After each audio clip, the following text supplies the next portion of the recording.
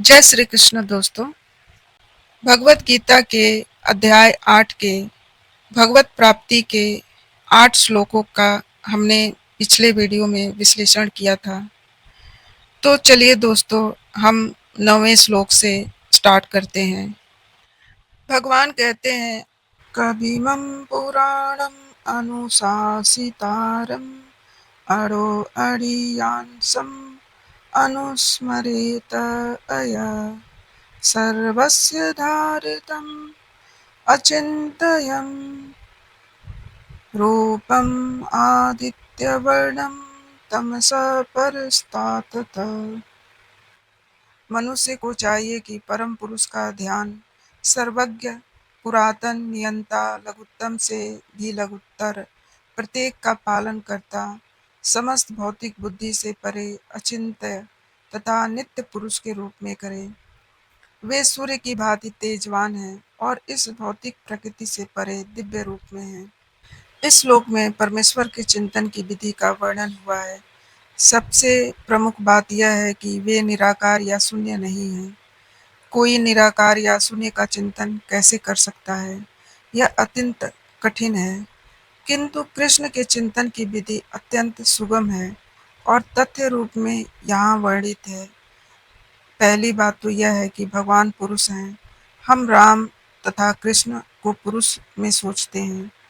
चाहे कोई राम का चिंतन करे या कृष्ण का, वे जिस रूप के हैं उसका वर्णन भगवत गीता के इस श्लोक में किया गया है। भगवान कवि हैं, अर्थात वे भूत, वर्तमान तथा भविष्य के ज्ञाता हैं। अतः वे सब कुछ जानते हैं। वे प्राचीनतम पुरुष हैं क्योंकि वे समस्त वस्तुओं के उद्गम हैं। प्रत्येक वस्तु उन्हीं से उत्पन्न है। वे ब्रह्मांड के परम नियंता भी हैं। वे मनुष्यों के पालन तथा शिक्षक हैं। वे अणु से भी सूक्ष्म जीवात्मा बाल के अग्रभाग के 10,000वें अंश के बराबर हैं। किंतु भगवान अचिंत्य रूप से इतने लघु हैं कि वे इस अणु के भी हृदय में प्रविष्ट रहते हैं। इसलिए वे लघुत्तम से भी लघुत्तम, लघुत्तर कहलाते हैं। परमेश्वर के रूप में वे परमाणु तथा लघुत्तम के भी हृदय में प्रवेश कर सकते हैं और परमात्मा रूप में उसका नियंत्रण करते हैं। इतना लघु होते हुए भी वे सर्वव्यापी और सबों का पालन करने वाले हैं। उनके द्वारा इस लोकों का धारण होता है। प्रायः हम आश्चर्य करते हैं कि ये विशाल लोक किस प्रकार वायु में तैर रहे हैं। यहाँ यह बताया गया है कि परमेश्वर अपने अचिंत्य शक्ति द्वारा इस समस्त विशाल लोकों तथा आकाश गंगाओं को धारण किए हुए हैं। इस प्रसंग में अचिंत्य शब्द अत्यंत सार्थक है। ईश्वर की शक्ति हमारी कल्पना या विचार शक्ति के परे है, इसलिए अचिंत्य कहलाती है। इस बात का खंडन कौन कर सकता है? वे इस भौतिक जगत में व्याप्त हैं, फिर भी इससे परे हैं। हम इसी भौतिक जगत को ठीक ठीक नहीं समझ पाते, तो आध्यात्मिक जगत की तुलना में नगण्य हैं। तो फिर हम कैसे जान सकते हैं कि इसके परे क्या है? अचिंत्य का अर्थ है इस भौतिक जगत से परे, जिसे हमारा तर्क, नीति शास्त्र तथा दार्शनिक चिंतन छू नहीं पाता और जो अकल्पनीय है। अतः बुद्धिमान मनुष्यों को चाहिए कि व्यर्थ के तर्कों तथा चिंतन से दूर रहकर वेदों, भगवत गीता तथा भागवतम जैसे शास्त्रों में जो कुछ कहा गया है उसे स्वीकार कर लें और उनके द्वारा सुनिश्चित किए गए नियमों का पालन करें। इससे ज्ञान प्राप्त हो सकेगा। भगवान 10वें श्लोक में कहते हैं, प्रयाण काले मनसा चलेन भक्त्या युक्तो योग बलेन चैव भ्रुवो मध्ये प्राणमावेश्व सम्यक् सतत परम पुरुषमुपैति दिव्यम। अर्थात मृत्यु के समय जो व्यक्ति अपने प्राण को भवों के मध्य स्थिर कर लेता है और योग शक्ति के द्वारा अविचलित मन से पूर्ण भक्ति के साथ परमेश्वर के स्मरण में अपने को लगाता है, वह निश्चित रूप से भगवान को प्राप्त होता है। इस श्लोक में स्पष्ट किया गया है कि मृत्यु के समय मन को भगवान की भक्ति में कैसे स्थिर करना चाहिए। जो लोग योगाभ्यास करते हैं, उनके लिए स्तुति की गई है कि वे प्राण को भवों के बीच आज्ञा चक्र में ले आएं। यहाँ पर षष्ठ चक्र योग के अभ्यास का प्रस्ताव है, जिसमें 6 चक्रों पर ध्यान लगाया जाता है। परंतु भक्ति में लीन रहने के कारण शुद्ध भक्त भगवत कृपा से मृत्यु के समय योग अभ्यास के बिना भगवान का स्मरण कर सकता है। इसकी व्याख्या 14वें श्लोक में की गई है। इस श्लोक में योग बलेन शब्द का विशिष्ट प्रयोग महत्वपूर्ण है, क्योंकि योग के अभाव में, चाहे वह षष्ठ चक्र योग हो या भक्ति योग हो, मनुष्य कभी भी मृत्यु के समय इस दिव्य अवस्था को प्राप्त नहीं होता। कोई भी मृत्यु के समय परमेश्वर का सहसा स्मरण नहीं कर पाता। उसे किसी न किसी योग का, विशेषतया भक्ति योग का अभ्यास होना चाहिए। चूंकि मृत्यु के समय मनुष्य का मन अत्यधिक विचलित रहता है, अतः अपने जीवन में मनुष्य को योग के माध्यम से अध्यात्म का अभ्यास अवश्य करना चाहिए। 11वें श्लोक में भगवान कहते हैं कि जो वेदों के ज्ञाता हैं, जो ओमकार का उच्चारण करते हैं और जो संन्यास आश्रम के बड़े बड़े मुनि हैं, वे ब्रह्म में प्रवेश करते हैं। ऐसे सिद्धि की इच्छा करने वाले ब्रह्मचर्य व्रत का अभ्यास करते हैं। अतः मैं तुम्हें यह विधि बताऊंगा, जिससे कोई भी व्यक्ति मुक्ति लाभ कर सकता है।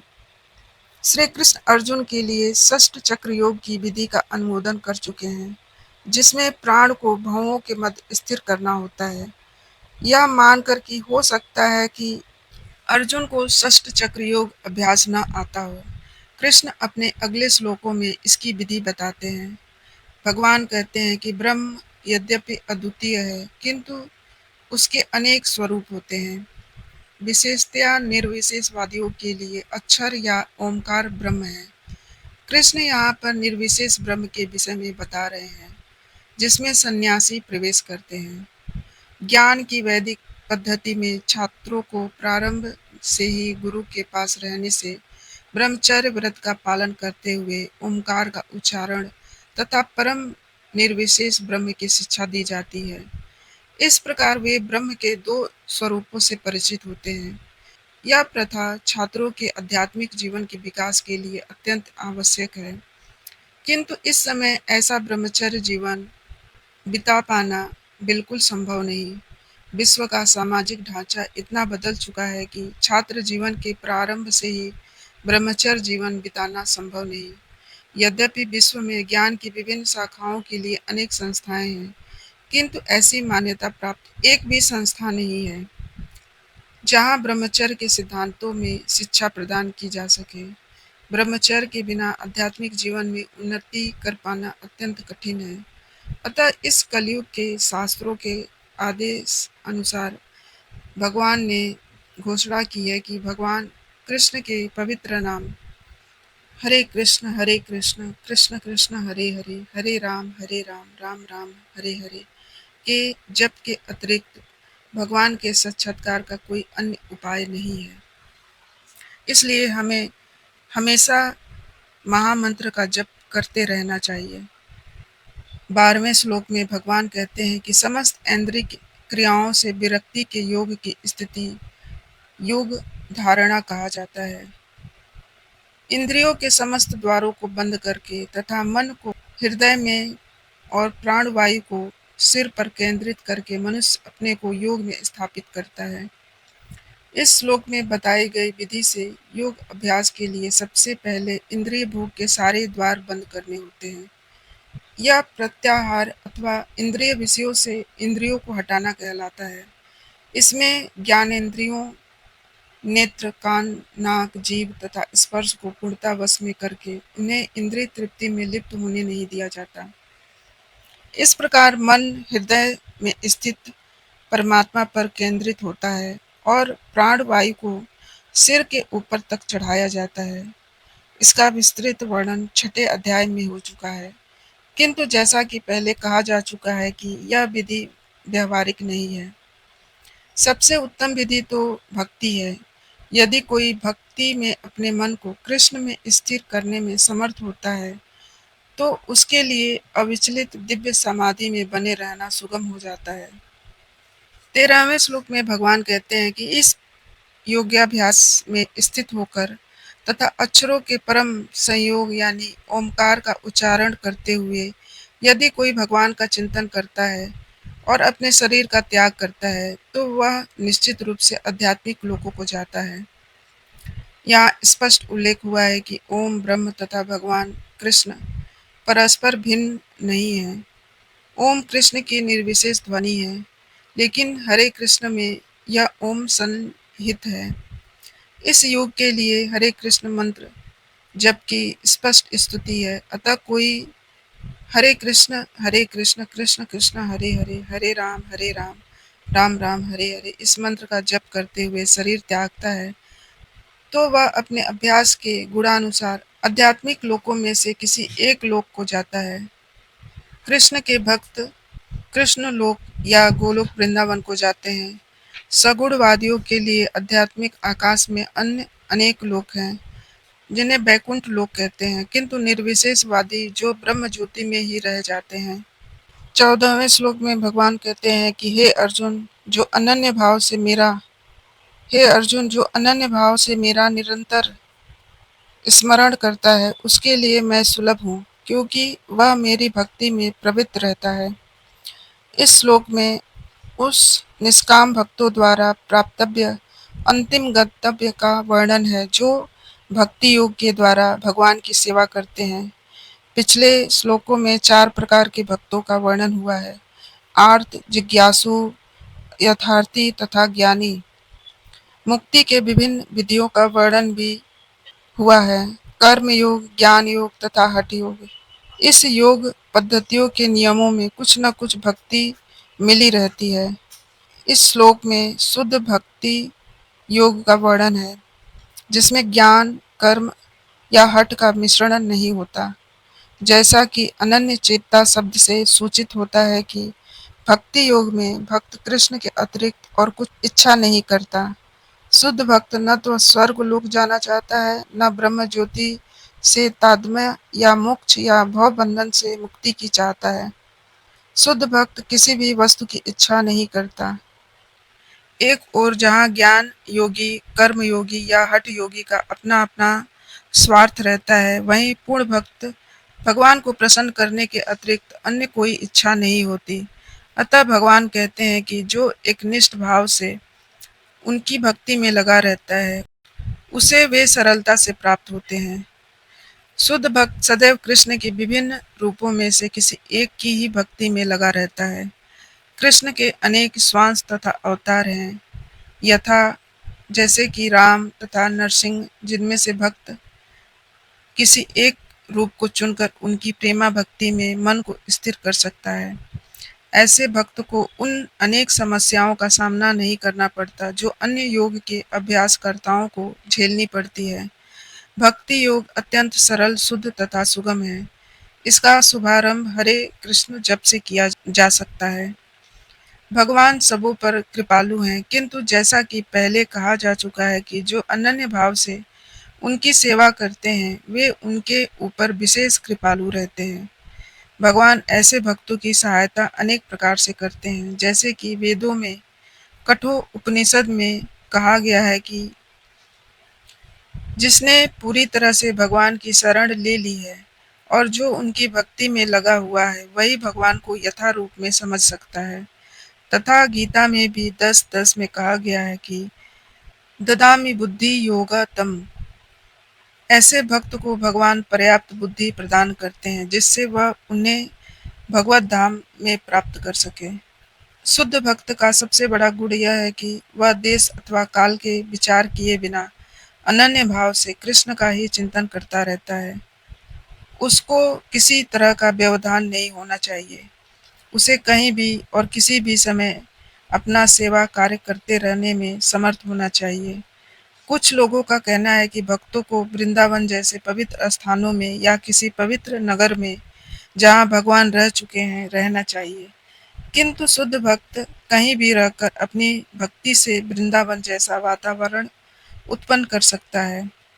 जैसा कि सत्तम तथा नित्य शब्दों से सूचित होता है कि शुद्ध भक्त निरंतर कृष्ण का ही स्मरण करता है और उन्हीं का ध्यान करता है। ये शुद्ध भक्त के गुण हैं, जिनके लिए भगवान सहज सुलभ हैं। गीता समस्त योग पद्धतियों में से भक्ति योग की ही स्तुति करती है। सामान्यतः भक्ति योगी 5 प्रकार से भक्ति में लगे रहते हैं। शांत भक्त, जो उदासीन रहकर भक्ति में युक्त होते हैं। दास्य भक्त, जो दास के रूप में भक्ति में युक्त होते हैं। साख्य भक्त, जो सखा के रूप में भक्ति में युक्त होते हैं। वात्सल्य भक्त, जो माता पिता की भांति भक्ति में युक्त होते हैं। तथा माधुर्य भक्त, जो भगवान के साथ दाम्पत्य प्रेमी की भांति भक्ति में युक्त होते हैं। शुद्ध भक्त इनमें से किसी में भी परमेश्वर की प्रेमा भक्ति से युक्त होता है और उन्हें कभी नहीं भूल पाता, जिससे भगवान उसे सरलता से प्राप्त हो जाते हैं। जिस प्रकार शुद्ध भक्त क्षण भर के लिए भी भगवान को नहीं भूलता, उसी प्रकार भगवान भी अपने शुद्ध भक्त को क्षण भर के लिए भी नहीं भूलते। हरे कृष्ण कृष्ण कृष्ण हरे हरे, हरे राम, राम राम हरे हरे। इस महामंत्र के कीर्तन की भक्ति की विधि का यही सबसे बड़ा आशीर्वाद है।